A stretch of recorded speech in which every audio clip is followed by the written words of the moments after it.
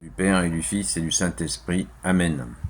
La paix de Jésus soit dans votre maison. J'espère que vous allez bien, que vous êtes dans la paix et la joie de Jésus. Alléluia. Oui, Jésus a prévenu il y a 2000 ans et nous lisons la parole du jour, celle qui est lue dans toutes les saintes messes. Que ta parole, ô Jésus, rentre dans mon esprit, que ma bouche la proclame et que mon cœur l'accueille. Les vignerons assassins. Écoutez donc une autre parabole. Un propriétaire a planté une vigne, il l'a entourée d'un mur, il a creusé un pressoir, il a bâti un abri pour la garde. Et puis, il l'a remise à des fermiers pendant que lui s'en allait à l'étranger. Or voici qu'arrive le moment de la récolte, et il envoie ses serviteurs pour rencontrer les fermiers et prendre sa part de la récolte. Mais les fermiers se rendent maîtres des serviteurs. Ils frappent l'un, tuent l'autre et assomment un troisième à coups de pierre.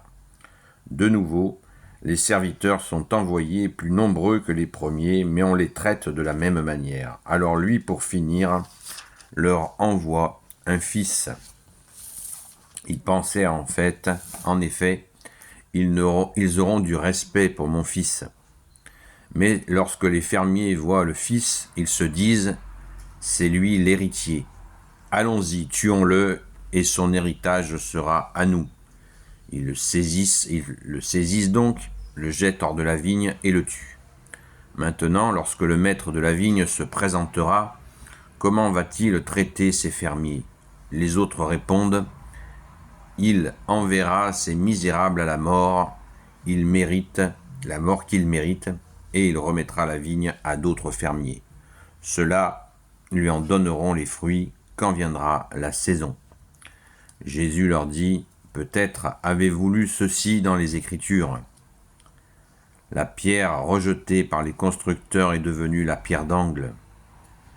C'est le Seigneur qui l'avait donnée, et nous restons à l'admirer. Aussi je vous dis que le royaume de Dieu vous sera enlevé, pour être donné à un peuple qui en produira les fruits. Quant à la pierre qui tombera sur elle, celui qui tombera sur elle se brisera, et celui sur qui elle tombera, elle l'écrasera. » Les chefs des prêtres et les pharisiens écoutaient ces paraboles, et ils comprirent que Jésus parlait pour eux. Ils auraient voulu s'emparer de lui, mais ils craignaient la foule qui voyait en Jésus un prophète. Merci Jésus pour ta parole. Alléluia. Eh bien, voilà.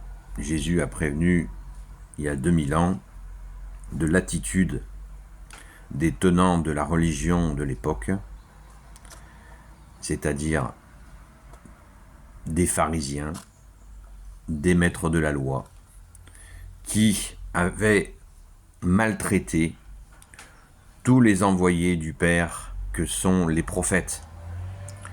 Ils ont été maltraités par eux parce que les tenants de la religion juive de l'époque voulaient absolument refuser garder leur pouvoir sur le peuple. C'est ce que Jésus est venu dénoncer. Jésus les a dénoncés à de très nombreuses reprises, d'une manière extrêmement ferme, car il transmettait c'est un blasphème ce qu'il transmettait, c'est-à-dire une fausse image de Dieu. Donc Jésus, dans cette parabole, montre les conséquences de leurs actes. C'est absolument, au verset 43, Jésus fait la synthèse. « Aussi je vous dis que le royaume de Dieu vous sera enlevé pour être donné à un peuple qui en produira les fruits. Quant à la pierre, celui qui tombera sur elle se brisera, et celui sur qui elle tombera, elle l'écrasera. Le royaume des cieux vous sera enlevé pour être donné à un peuple qui en produira les fruits. » Eh bien, c'est le peuple catholique, le peuple de Dieu, qui a accueilli le Sauveur, qui a accueilli la pierre d'angle que les bâtisseurs ont refusé. Verset 42. La pierre rejetée par les constructeurs est devenue la pierre d'angle. La pierre d'angle, c'est quoi? Vous savez, quand on fait un édifice, les maçons, quand ils font une voûte, ils montent de chaque côté, à gauche et à droite, ils montent les pierres, et après ils font un coffrage avec des coffrages en bois, et après, au milieu, ils mettent la pierre centrale. Cette pierre centrale s'appelle la pierre d'angle. Et ça s'appelle, en maçonnerie, la maçonnerie artisanale, des artisans, ça s'appelle la clé de voûte ou la pierre d'angle. Et bien sûr, la symbolique qu'utilise notre bien-aimé Jésus, c'est lui la pierre d'angle qui tient les voûtes de gauche et de droite, et parfois même de devant et de derrière. Il y a des voûtes qui sont en 4 côtés. Et le plus souvent, c'est une voûte à 2 côtés, gauche-droite, et au milieu, une fois que la pierre d'angle, la clé de voûte est posée, eh bien, ça y est, on peut enlever les coffrages et la voûte tient.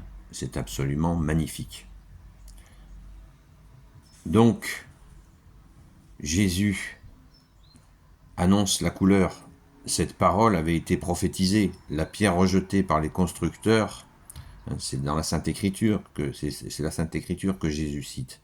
La pierre rejetée par les constructeurs est devenue la pierre d'angle. Les constructeurs, eh bien, c'est les tenants de la religion qui ont rejeté la pierre d'angle, qui est Jésus. Et Jésus précise, c'est le Seigneur qui l'avait donné, la pierre d'angle. C'est le Père qui a donné son Fils. Et nous restons à l'admirer. Oui, nous adorons Jésus, son Père, l'Esprit Saint, un seul Dieu en 3 personnes. Et nous restons à adorer Jésus, nous catholiques. Nous passons du temps d'adoration et nous admirons Jésus, la grâce du Fils qui est venu sur terre. Amen. Alléluia. Merci Jésus. Et ça n'a pas loupé. Les chefs des prêtres, au verset 45, les chefs des prêtres et les pharisiens écoutaient ces paraboles et ils comprirent que Jésus parlait d'eux. Ils auraient voulu s'emparer de lui, mais ils craignaient la foule et voyaient en Jésus un prophète. Les foules n'avaient pas encore compris que Jésus est le Messie, le Fils de Dieu, le Fils unique, le Christ, le oint du Père. Mais ils le comprendront un peu plus tard. Mais déjà, on voit la réaction violente, la violence de ces gens qui, au lieu d'accueillir la vérité, veulent la détruire. La vérité, c'est Jésus, évidemment. Merci Jésus d'être la vérité, le chemin, la vérité et la vie. Je vous souhaite une sainte messe. Nous sommes dimanche. Allez à la messe, même si vous ne communiez pas pour le moment. Allez à la sainte messe, même si vous ne comprenez pas tout. Allez à la sainte messe. Je vous le dis de tout cœur. Je ne vous oblige pas. Je vous le propose. Je vous propose le meilleur. Proposer le meilleur, ce n'est pas l'imposer. Merci Jésus pour la Sainte Messe. Merci Jésus de t'offrir à nous. Nous t'accueillons, ô Jésus, toi, la pierre d'angle, et nous restons à t'admirer, parce que la pierre d'angle, comme tu le dis dans la Sainte Écriture, ô Jésus, c'est le Seigneur qui l'avait donné. Et nous restons à l'admirer. Eh bien, nous allons à la messe pour remercier Jésus et fêter sa résurrection chaque dimanche. On peut aller aussi à la messe dans la semaine. Mais je vous souhaite vraiment une sainte messe. Béni soit le Père, le Fils et le Saint-Esprit. Amen. Ô Jésus, toi qui peux tout et qui portes tout, toi le Sauveur, toi l'Emmanuel, je te confie toutes celles et ceux qui regarderont cette vidéo, ainsi que leurs proches, selon ta sainte volonté. Sainte Marie, notre Mère, Grand Saint Joseph, Sainte Marie-Madeleine, notre chère Sainte Patronne, et vous, tous les saints et saintes amis de toi, Jésus, je vous confie toutes celles et ceux qui regarderont cette vidéo. Saint Michel Archange, Saint Gabriel Archange, Saint Raphaël Archange, et vous tous les anges qui servez Jésus. Protégez-nous selon la volonté de Jésus, bien sûr. À très vite. Sainte Messe à vous.